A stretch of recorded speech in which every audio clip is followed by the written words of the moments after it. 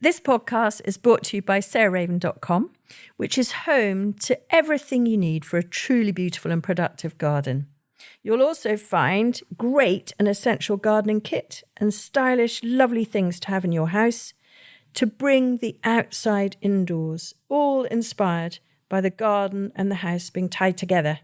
There's also plenty of garden inspiration, how-to videos and specialist growing guides, so head over to sarahraven.com today to discover even more.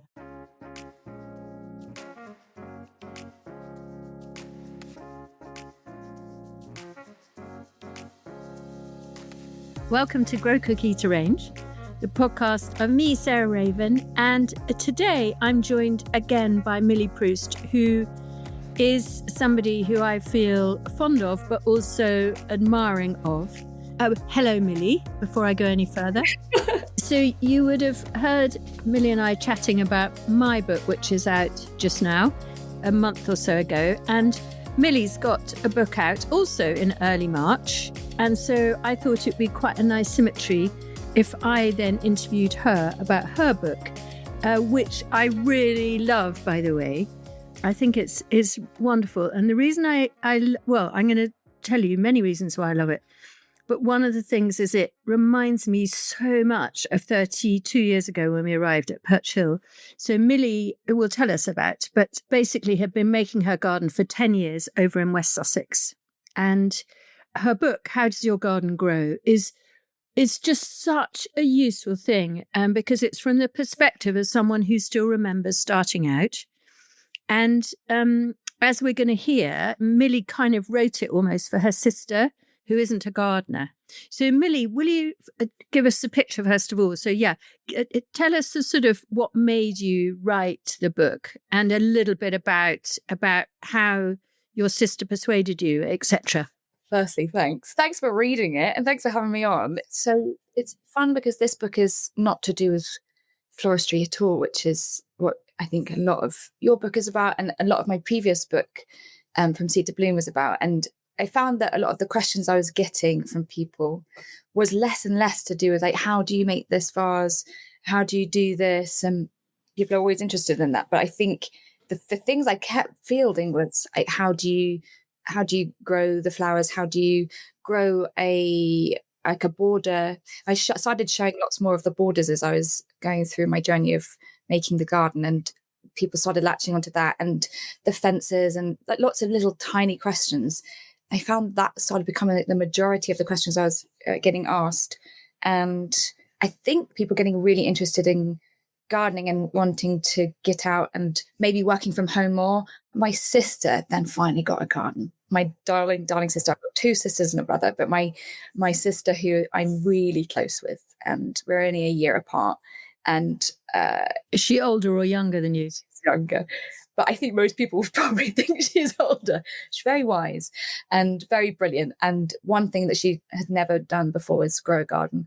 She's incredibly curious and inquisitive. And a couple of years ago, she just started asking me a billion questions. And I was already getting these questions from other people. And I thought I started writing them down for her in answers. And I've been answering other people. And I thought, well, this is so much. There's so much to say when you're starting out.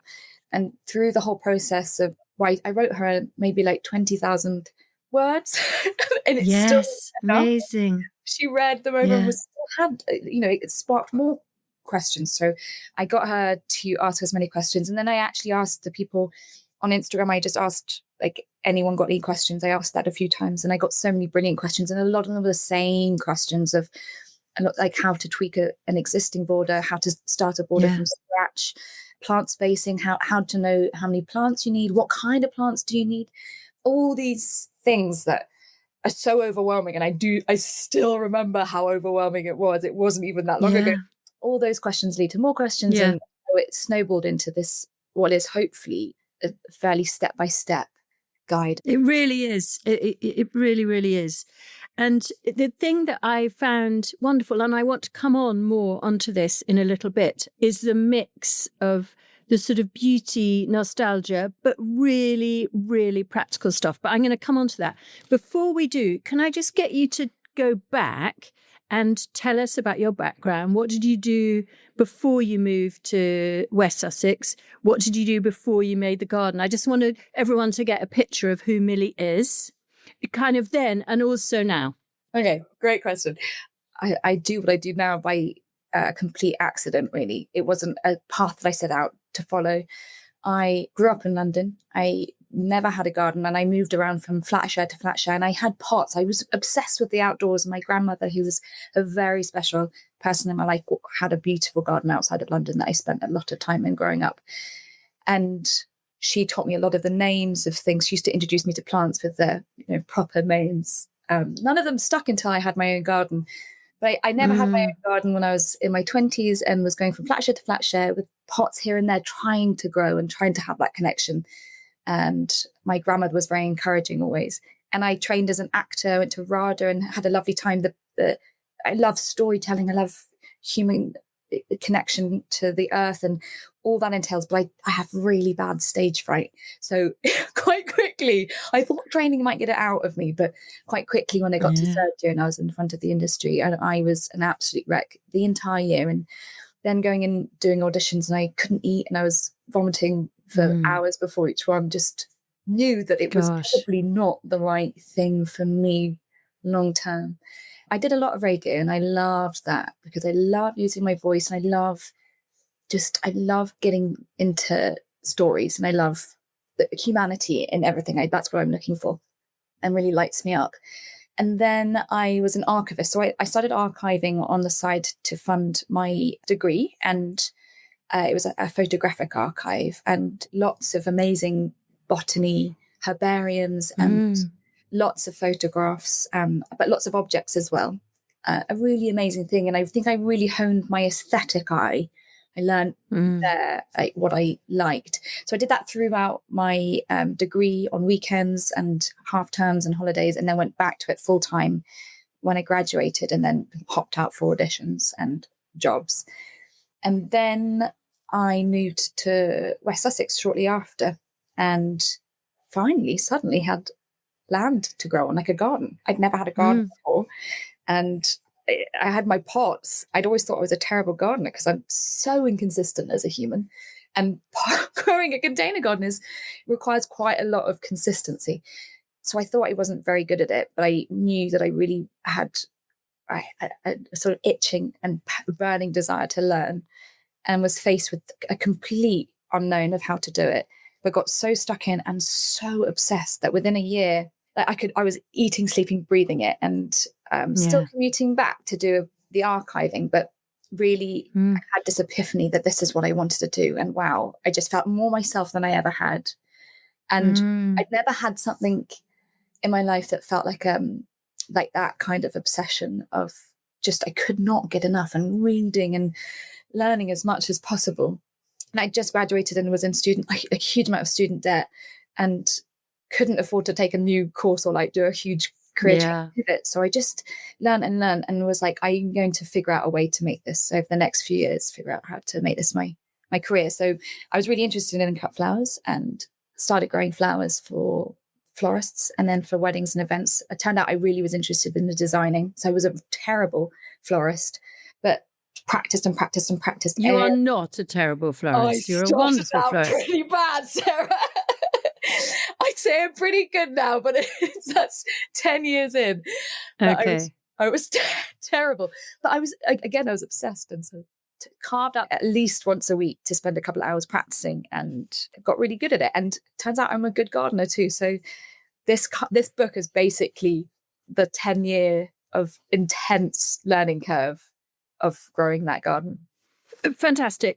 So, I hope that gives you the picture. The other thing that lots of you will know about Millie, she did this wonderful book, From Seed to Bloom, which was, again, kind of very much going for the new gardener who wants to grow their own cut flowers and arrange them. And she has this wonderful thing, which I don't know if you're going to continue, Millie, which is Windowsill Wednesday, which she would do whatever time of year, however simple or extravagant it was, this beautiful arrangement in her cottage in West Sussex on Wednesday on Instagram. And that's actually how I got to hear about you, I think, is I just started following you on Instagram.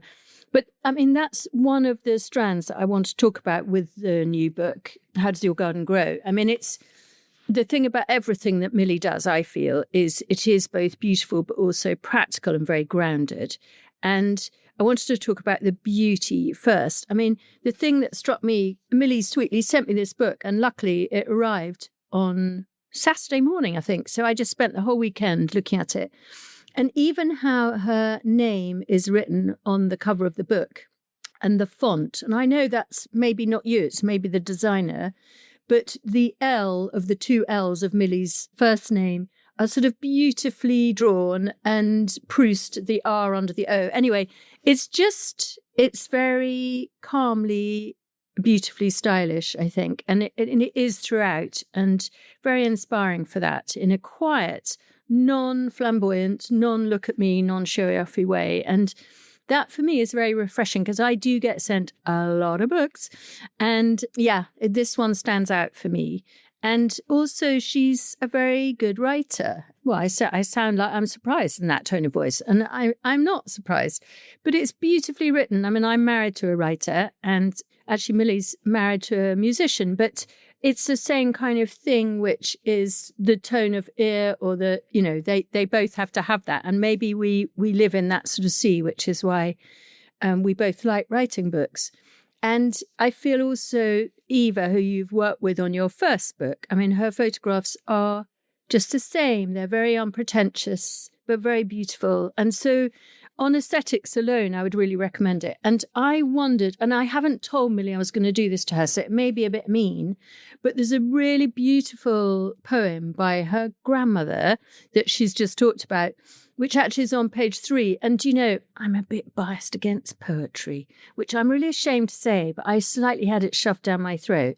And so when I saw that, I thought, oh, no, it's going to be a bit sort of gooey, and I'm not sure that's my thing. And then I read it, and I love it. And maybe you could just, I don't know, maybe not all of it, but maybe you could just read the first, I don't know, half of it or something, because it's so touching, by her granny, about your grandfather's shed. Is that right? Yeah, so it will be about about my grandmother, so it'll be about my great grandfather's her father's shed. Okay.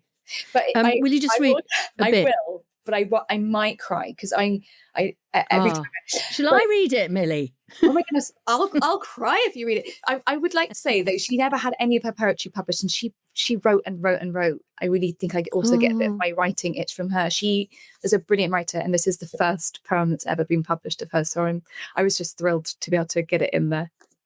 Oh, it's so great. Well, let's see how you go. I mean, we can quickly jump onto something else if it gets too emotional, because I completely understand. I guess my RADA training has to come in. Pull yourself together, girl. Come on, girl. Okay, it's called Gardener. And I didn't give you any notice, so you can't have stage fright. Didn't. Cold read. Okay, Gardener, and then brackets, Father. It's a long way down the garden, the lawn, the winding path through shrubs, the orchard, the kitchen bit, a few beanstalks blackened by frost, only half the patch dug over. And now, hidden by brambles, I find his potting shed. I break a web as I enter. There's dusty, damp. On the floor are flower pots and broken clocks and rusty-lidded creosote. There's order too. Tools hang on pegs, seed packets, dibbers, old-grown labels lie on the bench, and underneath are piles of yellowed newspapers, dated 1968. Your Harris tweed, elbow-patched, hangs on the door. In its pockets, matches, pipe, gold-flake baccy tin, and a crumpled note. The place glass, 12.5 inches by 10. I look up at the window. Its corners are festooned with shrouds of bees and flies. I can see the pits of your fun in the putty round one pane. Isn't that marvellous? I mean, that is why we garden, really. I mean, not all reasons, but that sort of mix of nostalgia, appreciation of beauty, the kind of romance of gardening. Yeah, and for me, it's about, I think she notices the beauty in the blackened stalks, and that it's not all perfect, and it's about connection and knowledge passed down, and that ties us into something so much larger than just the present. And that's what I love about gardening. It's totally the past, honoring the past, being present in the moment, and thinking constantly about the future. And I think that poem completely summed it up for me, especially that it's like actually quite crunchy and quite like the imagery is not always so beautiful. And I love that about it. Yeah, totally. And I mean, the other thing about Millie, which I didn't know about, she was here doing some flowers one day. I mean, I did know, of course I knew if I thought about it, and Dominic Rose, our chairman, was here, and I found Millie and him chatting away very animatedly with Dominic's wife, actually, who was here too. And they were chatting about watercolours. And of course, it turns out that all Millie's seed packets are painted by Millie. So she has a seed company with her business partner, Milli Proust. Paris Alma. But it's called Milli Proust. It's called Milli Proust. And they're beautiful. And the watercolours on them are they're very Millie. They're very delicate, subtle, but also strong, And yeah, anyway. So as you can tell, I'm a bit of a fan. So I want to just dip on now and stop waxing lyrical to a bit more on why you garden, because I think this is one of the things that Millie's half my age probably, and she's been gardening now for 10, 12 years or whatever. But I think it's really important to think about why we garden, partly because we want to now encourage a whole new generation of gardeners to garden. And I loved some of these sentences. She says, growing isn't just about beauty or food or even joy. It's about remembering that we're not separate from nature, we're part of it. And gosh, that rang true with me. It's what Adam, my husband, writes about all the time, about how we think we're the dominators, but actually the birds and the bees, they're all getting on with their own stories and we're just part of it. And the more we can be attuned to that, the better. And then she says, in a garden, we become both stewards and creators, inheritors and innovators. It's so right. Some of these sentences, and I love being a gardener. I'm not a designer or a horticultural expert, so the same as me, just a gardener who has built a space I cherish.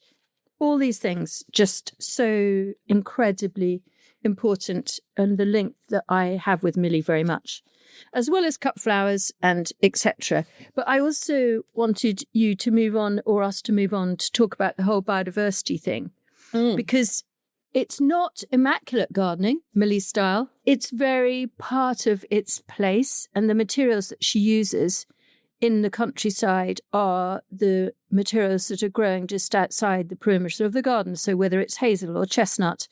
And I love the wall that you make, which is, she says, I couldn't quite call it a dry stone wall. And actually, I then found a photograph of it.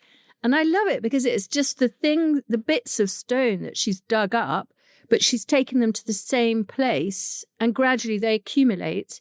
And that is so, I spend a lot of time in Crete, which I've banged on about before, and that's exactly what you'll see is terraces are just over millennia where the people who've been looking after that little bit of ground, they build a sort of pyre of stones, and then when there are enough, they create another terrace. And I think that sort of completely organic way of doing things, not going to the builder's merchant or the reclamation yard down the road, which of course we all do a bit, to buy a bit of stone or whatever, or the bricks for your beautiful paths. But it's also using what's there, and it's not fancy, but it just does the job. And so her teepees are made from these really tall hazel bean sticks, but they look great because they just feel like it's an enhanced section, an enhanced sort of embroidery within the landscape that it is. So will you tell us just a bit, Millie, about exactly where you were now rather than where you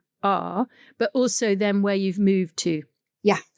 So I am in West Sussex, and I was in this tiny little hamlet that was like nestled in the woods. And I just used what I had available, which is why I was just grabbing sort of hazel poles and using them. It just didn't have a huge amount of stuff to work with. And actually, that was so beautiful because it made me see so clearly, which a lot of designers talk about, is borrowing from the landscape. So that became a huge part of my work so quickly. I've only moved around the corner, but it's just more into the village.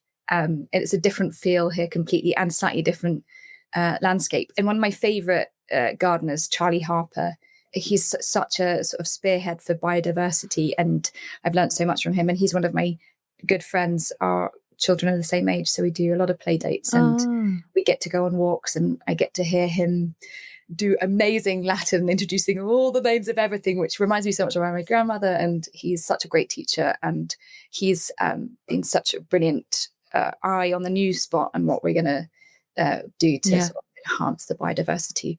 And he had such a great thing, actually, that reminded me of something you said about us, when you were quoting from the book, and just saying, you know, we're just part of nature. We're not the top dominator.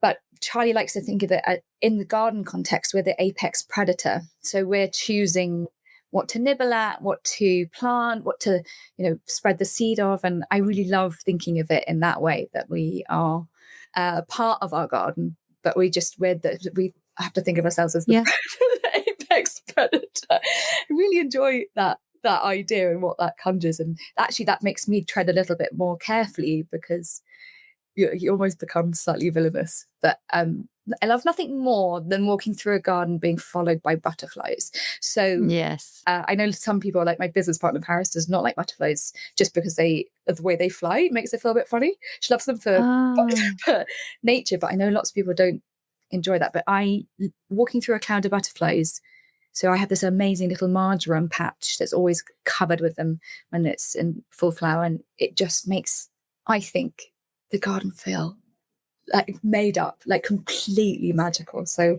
I'm always trying to plant for maximum magic, basically, which happens to be, in my book, biodiversity. Yeah, totally. And there is lots about that, and, you know, practical stuff too. And Charlie, who is, you know, all of our hero from NEP and has done the rewilding wall garden there, it's very exciting, which he's been on a few last year sometime. He's a very inspiring guy. And then moving away from the more ethereal to the practical, I mean, the thing that is really good, which is why I'm going to give this book to lots of the young folk I know who are starting out with gardening, is I really love the things like your plant pyramid.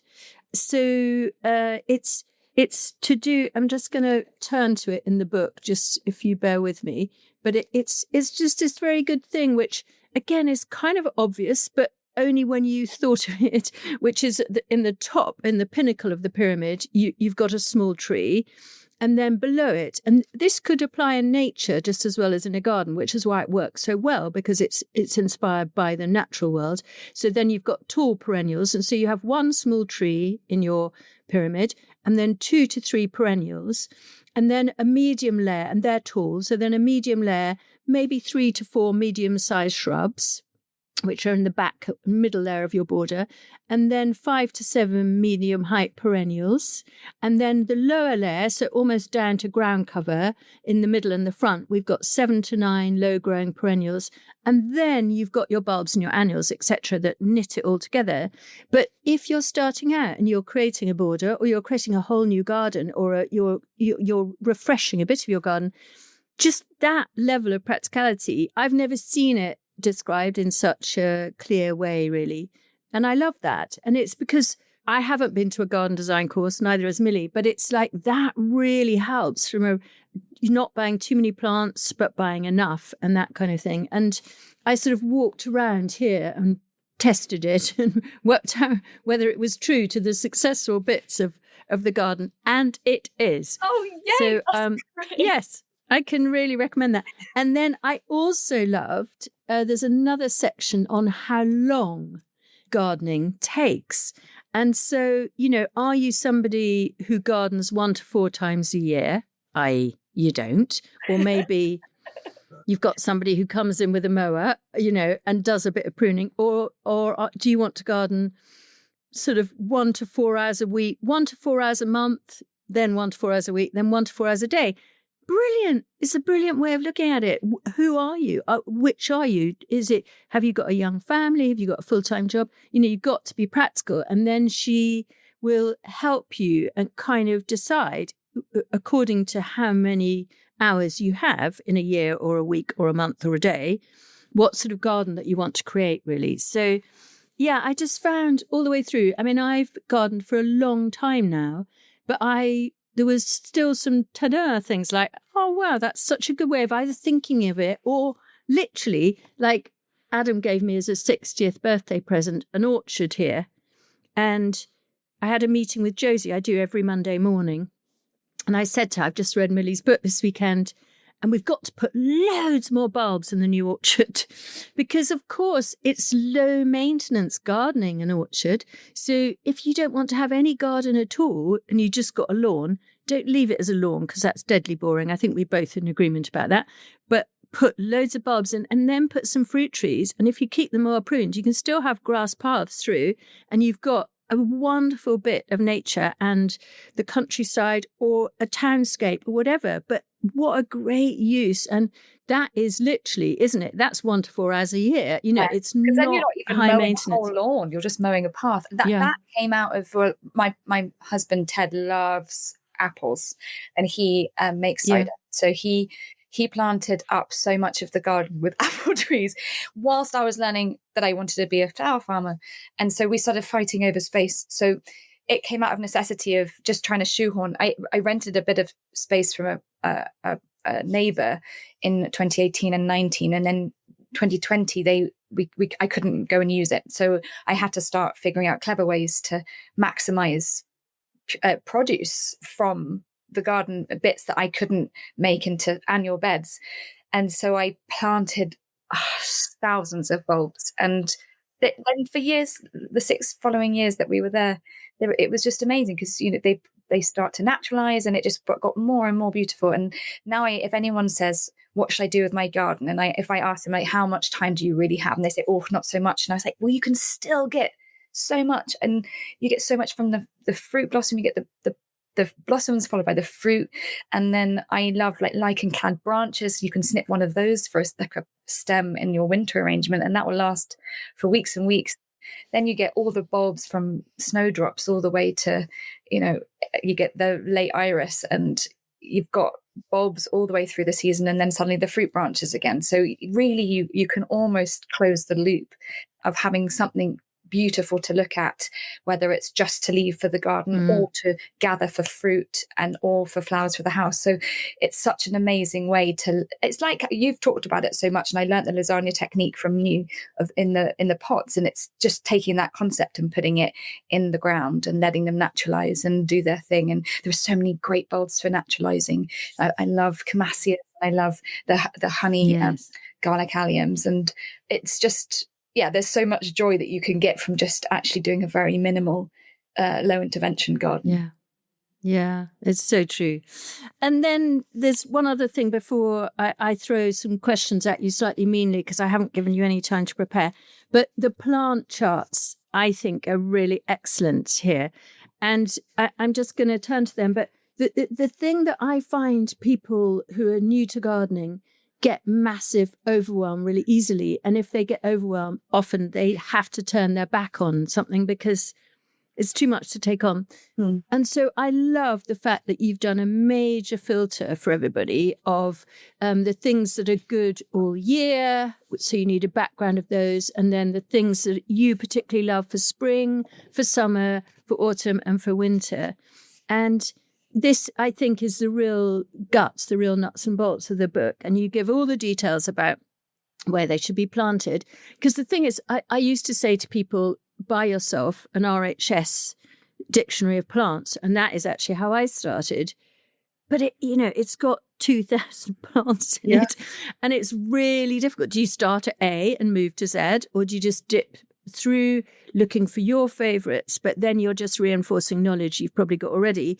And so I think this is a really good place to start. And almost like I remember when my children were learning languages, having a file, a card index box with the names of the things that you love. And starting with perhaps Millie's background plants and putting them in. And then whenever you go to a garden, if you've got time to visit a garden and you see a plant that you like, you have to, or maybe the game would be 5, you have to add 5 more plants to your card index, and you need to do them in exactly the same way. And then you can make it into a game. And so your partner or your child can pick it out and say, right, what is Eleagnus? And then you have to tell them. And it's just like learning a new language. And it is, unfortunately. I mean, it totally is. I remember walking around my garden for the first time, trying to learn. And I recognized the names because my grandmother had taught them to me. They'd never stuck. So just seeing it and then watching it and getting to know it for a year is the only way that it really stuck for me. But what you're talking about, this big plant list was, so I finished writing this book over a year ago. I wrote it for 2 years and I finished it. And then it was this bit. And I always knew that this was really going to be the beating heart of it. And I wanted this book. I just wanted it to be really useful. I just wanted to be able to pick it up and understand it and not be overwhelmed or put off. And this felt like the biggest part, to try and break it down to really a digestible thing. And I grappled with it. And I worked with my designer and my editor to try and figure out what shape it would take, whether it would be a flow chart, like a choose your own adventure story. And because everyone's conditions are so different and everyone's taste is so different, how do you create a useful map that can work for so many people? And it was really the hardest thing to grapple with. So I'm glad that you think it's okay, because it was hard. Yeah. And there's a QR code for an even longer version, because obviously we only have a certain amount of pages. Good. So the ones that made the pages are the things that I really love and have worked with. And then I wanted to put some things in that I've seen at gardens that I couldn't grow in my conditions, but that I love, that those things made it into the wider spreadsheet. I mean, by the by, everybody, Millie's garden, she gardens on the same sort of soil as I do, even though, we're 60 miles apart. So she's on very heavy clay as I am at Perch Hill. And so there are certain, as you say in the book, there are certain chalk lovers that just don't. I mean, I've struggled with lilac for years. It just doesn't grow here. And whereas it was all over my parents' garden and I miss it in April, I want to pick it. I know everybody is superstitious to say you mustn't bring lilac in, but I really miss it. It's lovely having it in the house. Yeah, it is. But I can't grow it. Honestly, I've planted it 5 times and it just dies. Yeah. I had it growing it in a raised wall so that I could control. Okay. But that's the only way. And actually, if you're super greedy, then you have to create your own circumstances. But it's more work and not really worth it. A lot of this book is talking about using the old Beth Chatto rule of plant right place, because it really is the best way to garden, I think. Make it easy for yourself. Exactly. So before we finish, I'm going to put Millie on the spot again. But this time I'm going to ask you, maybe could you tell us your 5 favourite plants in the world? I haven't let her prepare for this, but there's one plant that I learned about in your book that I really didn't know. And so I'm going to start that as my number 1, and then you can maybe do 4 or 5, up to you. Okay. But it's a north-facing tolerant rose. It's a David Austin rose, Olivia Rose Austin. I didn't know. I've written it down. Josie and I are going to trial it. But, north-facing roses. I mean, there's Madame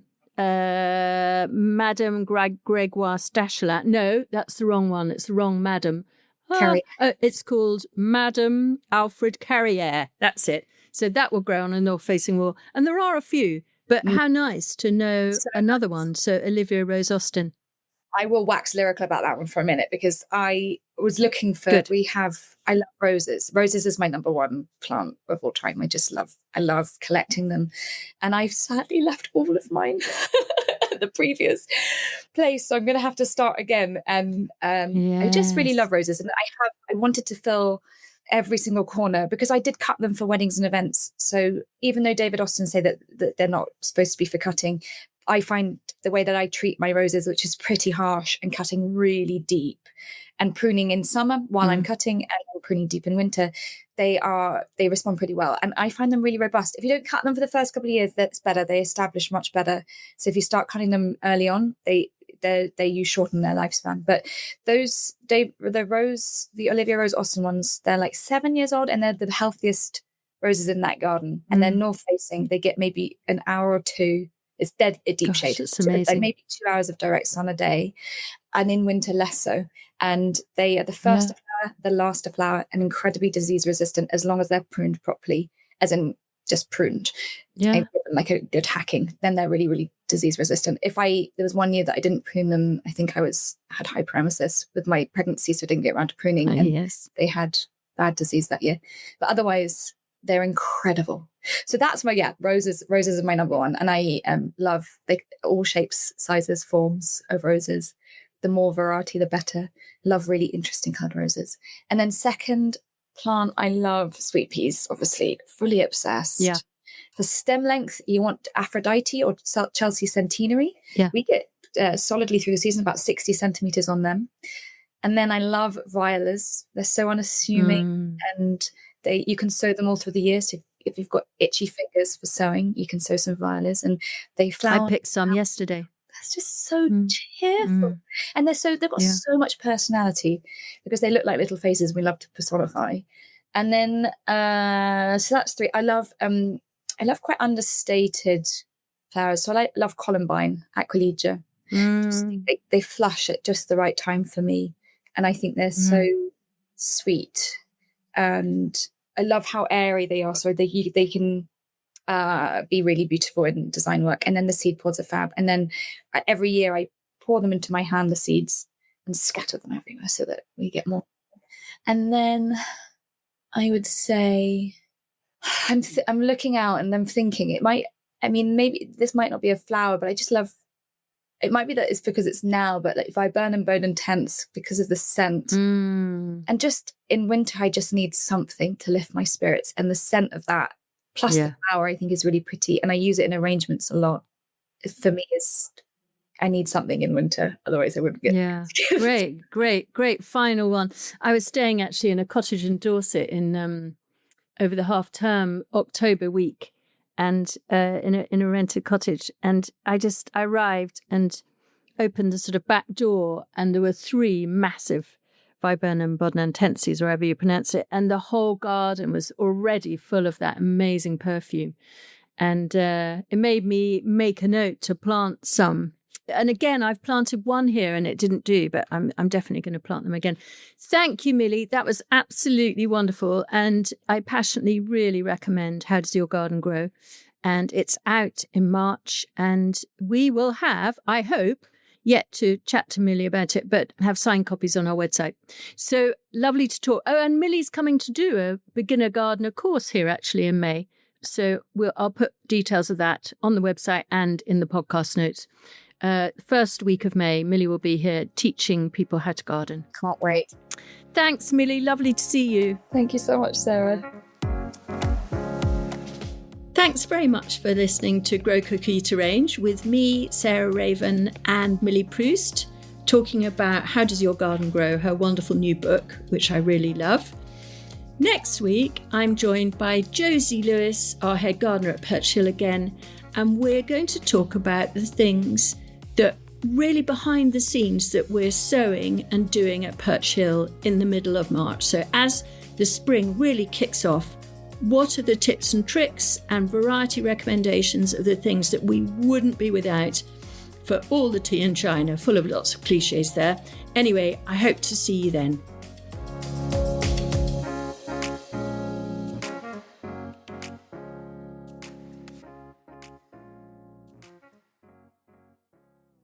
You can find more information, photos and advice sheets on all the plants and recipes we talk about on this podcast by heading to the show notes or at sarahraven.com/podcast.